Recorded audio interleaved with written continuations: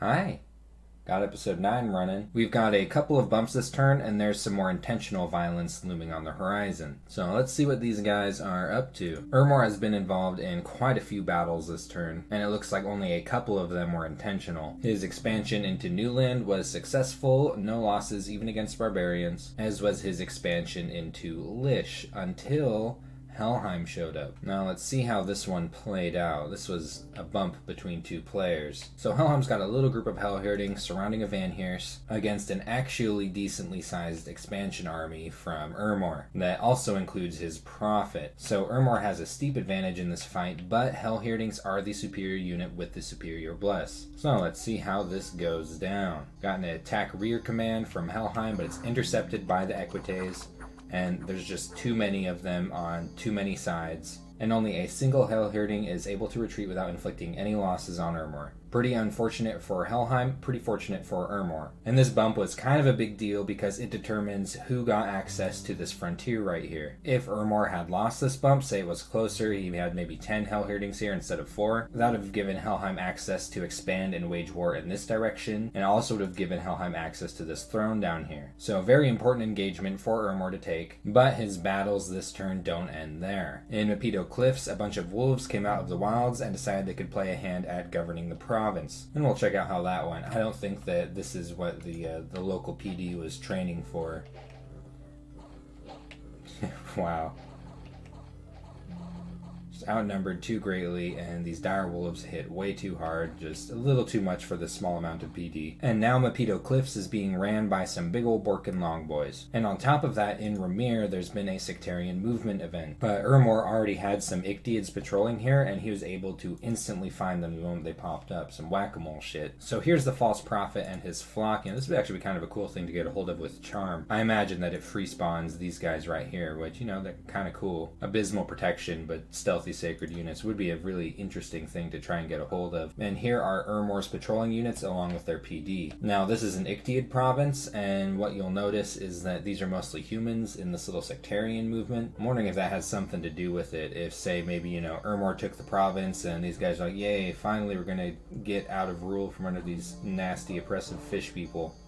Then the moment Armour takes it, they just start recruiting tons and tons of fish people for their armies. Like the humans were tired of being oppressed. But it didn't work. They only managed to kill a couple of the net PD. Truly a loss for humans everywhere. And the bump in Lish with Helheim resulted in Armour's Prophet becoming a hero. He's gained the Tough Skin ability, which looks like it gives him 3 natural protection. And now, unhindered by Helheim, he is continuing his expansion eastward. He's also got to take care of the heckin' good boys up here, and for that reason, he's got Ernamu taking a little army up through Camia to take back the province. Armour is continuing their recruitment of Ictiids in Remir, and they still haven't picked up a little horticulturist even though they have the gold for it. Look at this guy, he's just itching to find some nature gems. He's been waiting his whole life for this opportunity. And Saramatia has experienced a bump as well. But first, let's check out his message from Rilya. Rilya is sharing some information with Saramatia about Hinnom, and says that if Saramatia will start making him amulets of the fish, he'll be able to supply him with water gems necessary. Now as for Saramatia's battles, he has successfully expanded into Dragon Point, no losses on his Oropadas, and then unfortunately Saramatia is the one who has had to fight the independents in Bakar. And Ictiids can be a little bit annoying, though their nets are negated by the fact that these are larger than them.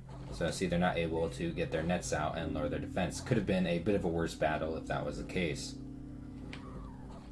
Still, though, the Ictiids do kill the cavalryman that was hanging out with these Oreopadas, but otherwise Saramatia takes no losses, and these actually aren't even wounded. So at least things are a little bit more even for this bump right here. In that regard, Hinnom is definitely outnumbering Saramatia here. So we'll see how this runs here.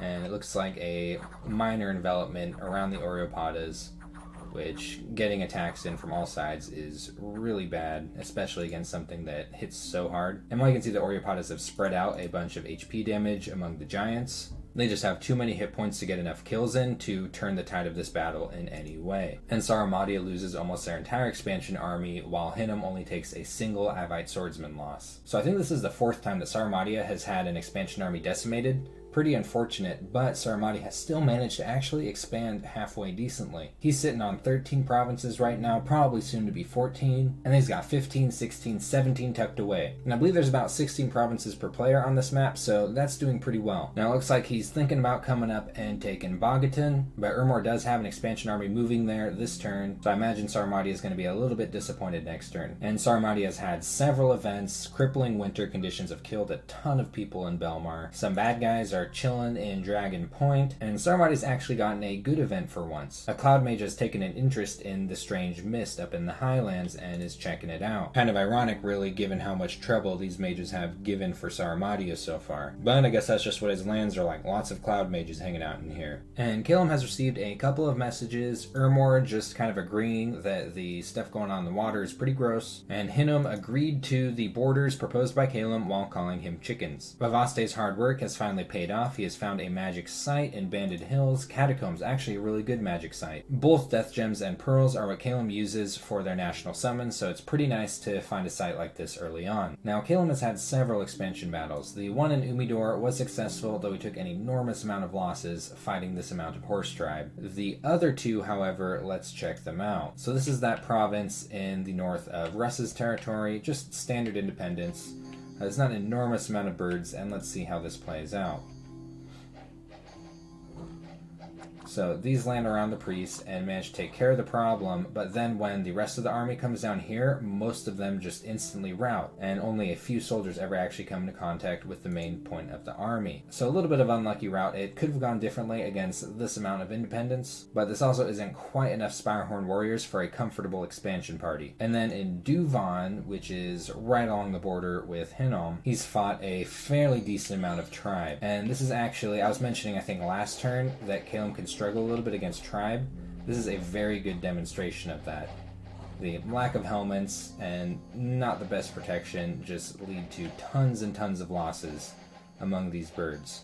And oof, even loses the Seraphine. So a pretty devastating wipe from tribe. To take on tribe, you need a lot more birds than this. And I think the last turn where he did successfully take tribe with few losses was kind of lucky. Tribe is something that you've really got to respect as Caelum. So 2 failed expansions this turn. Pretty unfortunate, though he does have enough units to instantly put another expansion party on this province. And he's already worked the border out here with Hinnom, so he doesn't have a super big rush to get here. Next turn he's going to have a Palisades as well as a lab in Lombaria. This means he'll be able to get his Seraph machine running and free up his capital, hopefully for some Eagle King recruitment as soon as he can afford it. And he's also found kind of an interesting site in Umidor. He's found a turtle village, which is kind of cool because, you know, these aren't the worst amphibious troops, though they're definitely not really useful against what's in the water in this game. But the really cool one is the Horse's Veil. So already this was a horse tribe province. He could pick up horse tribe here.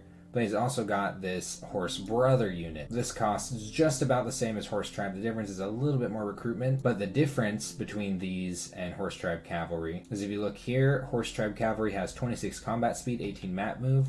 These have 30 combat speed, 22 map move. So basically what's going on here is particularly fast horses. Now, unfortunately, this site is kind of wasted on Caelum, because where these horses would be kind of interesting is in rapid attack rear commands, and no one really attacks rear better than Caelum. But it's still a pretty cool site. I'd almost be tempted to make use of them just because just how neat they are. And Helheim has received kind of a funny message from Aurelia saying, "Yay, what are you thinking about with 119 and 110? And don't worry, wink, I have plenty of thrones. I don't need that one in that little pond over there." It's like, yeah, you kind of do to win. But I imagine that even before Helheim responds to this, that Helheim's intentions are to keep these provinces. And we already saw how the battle with Lish went for Helheim, pretty unfortunate. But he has had 3 expansion battles on top of that. Lossless in Comsath, no losses in Assandius, and we watched the one in Utavenia. That's the province 7 that has the enormous amount of undead on it. So at least be a little bit interesting to check out. He's got about 10 Hellherdings here being led by a Hellcarl. And then there's a big pile of Soulless, which aren't enormously threatening, but these long dead horsemen are with their 2 attacks, including a Lance Strike, as well as a level 2 Death Mage hanging out here. So let us observe the clash. And see, these things come on super fast. Pretty difficult to deal with if you've got, you know, some kind of buff routine going. But Helheim is able to dig through them, gets into the Soulless. Lots of skeletons are being raised by the Death Mage over here, and he's tired. ends up getting cleaned up, and actually manages to take this province without losses. I actually personally would have written off a Hellherding or two from the Long Dead Horseman. So a pretty good achievement for Helheim. And as a reward, he gets a second wind spire. He already had a first one down here, which is super nice because Helheim is reaching construction 2 soon. And there's a lot you can do with air gem income as this nation with construction. Now, another really interesting magic site he's found here, the Merman Village, is not very nice. These things are kind of dog shit amphibious units. But he found a library, giving him access to sages. This is an incredible find. Not only does this give him access to a magic path that he doesn't have natively, but these things are badass researchers. So I'm thinking that it is highly likely that he's going to build a fort and a lab here and start pumping those out. And Helheim has also had a couple of good events. In Osandius, he stole a bunch of gold from stealers, and in the Kingdom of Dara, a wizard has joined him. And the wizard is talking about an academy of high magics located somewhere around here. That's actually a really, really big deal. He says that it's located probably this or in adjoining provinces. If true, really, really big deal because Helheim owns all of these provinces. The Academy of High Magics is a citadel with some really, really good mage recruitment, and I believe it's found with certain kinds of level 1 site searching. So if I was in Helheim's position, I'd be digging around all over the place. Now, to be fair, I'm not 100% sure that this event necessarily means that there's an Academy of High Magics around, but it really seems like it does. And I would be digging all over for that shit because that is a game-changing site to find. Oh yeah, we gotta talk about this. So Atlantis is back in Whalewind waters, and this time he has a much bigger army, and it looks like he really means business on getting into this pond over here. Helheim is responding by moving this expansion army to patrol on top of his capital. And he's also got one of his Svartoffs doing the same on the capital, patrolling. He's actually up defense a little bit here too, and he's also done an enormous PD dump on Summer Bay. This is a ton of gold. He is very, very determined to keep this province. And on top of that, he's moving his Hellherdings from Osandius and from Utavania here. So he's going to have a big wall of Hellherdings here and a ton of PD trying to stop this from taking either of these provinces and entering the pond. Now I suppose it's possible that Atlantis isn't moving in this direction. Like he might be moving up into the Sodded Murk and hopping into this pond. But Helheim isn't taking any chances. So we'll see where Atlantis is going with this when we get to Atlantis' turn. Now Russ doesn't have quite as much going on, and he's received a response from Atlantis about him recapturing the coastal province, and Atlantis is like, "Sawi," which is kind of funny given the PD dump. At the same time, I do think that the Atlantis player is kind of new to multiplayer, so he might have not really known that the PD dump there was kind of aggressive. But generally, if you make a move like that and you put more than 1 or 2 PD there, you're kind of sending a hostile message to your opponent. And Rilia is talking about that swamp that he took, say he's not going to move further than it, and is asking if he could build a fort there. Russ, bro, if he builds a fort there, that's going to take resources out of your capital, which are already pretty low. So we'll see how Russ responds to that next turn. He did manage to take Narantheon back with a loss to his Chudskin Shifter. He should ask Atlantis to give him 65 gold for that loss because of all of this PD. And then he has the battle in Dumna. If you remember, he took a few losses on his skin shifters in the province previous, and then went on to attack some tribe with a fairly small expansion army.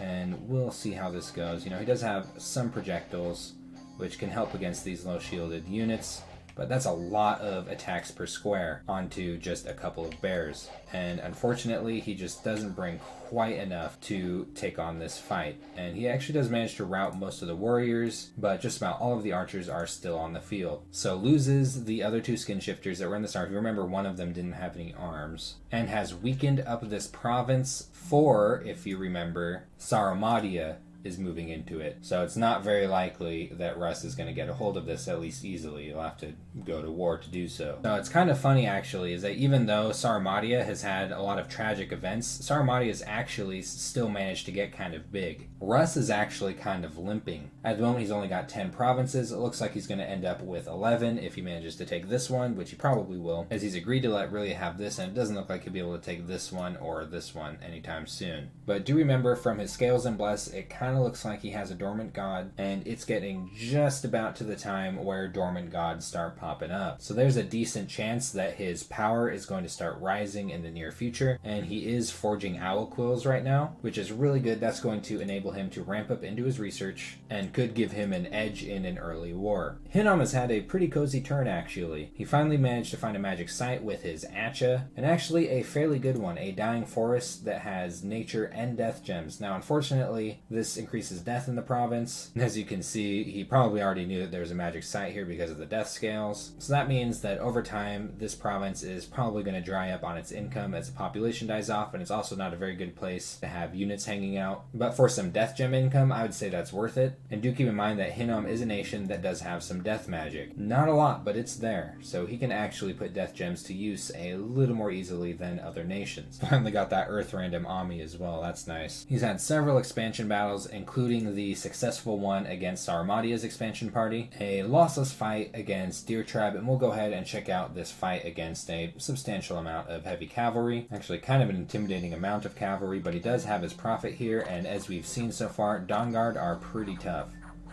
And they managed to catch the cavalry charge and just start chopping up these independents.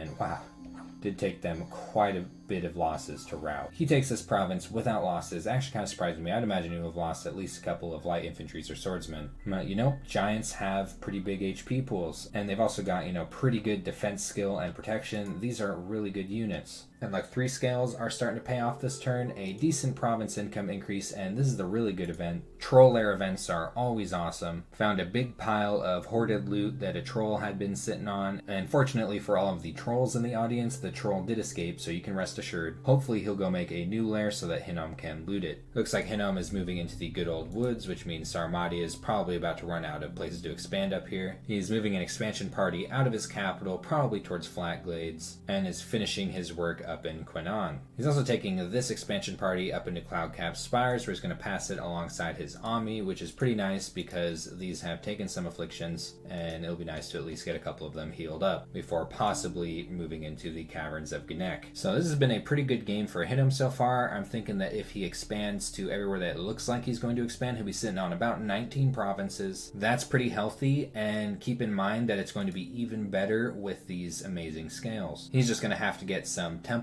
up where it looks like, yeah, he's already is building one where this palisades is going up to help spread those scales out. Maybe get a priest preaching over here wouldn't be too bad, but I'm definitely really interested in seeing how this player moves into the future of this game. Now, Atlantis has not had a very eventful turn. He did lose all of his PD that he invested so much gold into on the Russian coast, and he found a sunken boat that had some nice stuff on it. But here's the big move with Atlantis. Atlantis is, in fact, moving up into Summer Bay. He's determined this time. He's got almost 180 units moving up into this province. Now, as you see from Helheim's perspective, Helheim responded extremely quickly to this, dumped an enormous amount of PD here, and is moving a big wall of Hellhirdings. So it's not entirely clear who's going to win this fight. It'll be interesting to see in the next turn. He's also become exclusively recruiting Warriors of the Deep, a move that I like. I really like these units. I think they're good both on land and in the water. And he's picking up a Basalt Queen, an H3 Priest, maybe to cap this throne while this is on its away mission. And he has started building a rock wall around this throne. And really has received a couple of messages. Caelum is asking about the diplomatic situation underneath the water, and Hinnom is calling Rillia a bunch of eels, kind of like called Caelum chickens. And we've had an expansion battle into the Sea of Plenty. Look at all that beautiful kelp. So a really nice province type for underwater nations, and wow, look at that instant rout on the net throwing Ichthyids just from the mind blasts and theft of life. Promising it really easily, not letting the Ichthyids escape, and only takes a single loss from a slave trooper, and who cares about slave troopers? It does end up being a fairly decent province with a high population. The income isn't as nice as some of the other provinces, but the recruitment is pretty good. This would be a really good spot for a fort. Also has Ichthyid shamans, which is kind of cute. Not really useful for Rillia, but just look at him. Look at that little coral wand. He's got a PD event on his capital. That's really nice, and found a sunken ship full of treasure, way cooler than the one that Atlantis found. A ton of gems and a couple of magic items. Now, they're not the best magic items in the game, like, ugh. But, he might be able to get something on its caveman LARP, and helmets, they're never bad to have. If you ever get an important mage that's able to actually wear a helmet, unlike his Mind Lords, might as well slap it on for a bit of extra protection. Looks like he's moving this to do some site searching, pretty good move, and he's going to be pinging the throne with a scout that he's recruited. recruited. So we'll be able to see what is sitting on this throne next turn. Continuing his recruitment of Triton Knights both here and in his throne province. So that has been turn 10 of Andromeda. We've got a big fight coming up next turn, though it's not quite war yet, at least from the looks of it. And I'll see you there.